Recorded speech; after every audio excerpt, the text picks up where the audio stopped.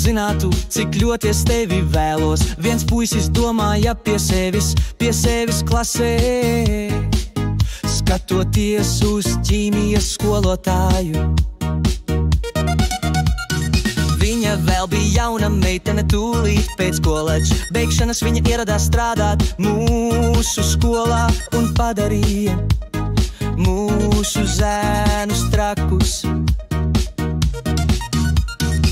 Saki man skaistulē, kas tur nepatīk, saproti, es tikai vēlos, lai es tev patiktu, lai es tev patiktu, lai es tev patiktu. Saki man skaistulē, kas tur nepatīk, saproti, es tikai vēlos, lai es tev patiktu, lai es tev patiktu, lai es tev patiktu.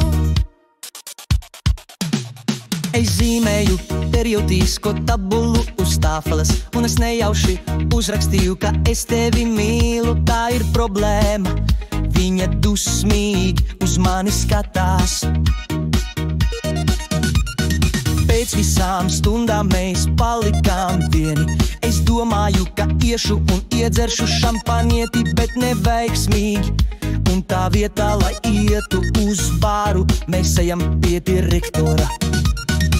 Saki man skaistulē, kas ar mani notiek, saproti, es tikai vēlos, lai es tev patiktu, lai es tev patiktu, lai es tev patiktu.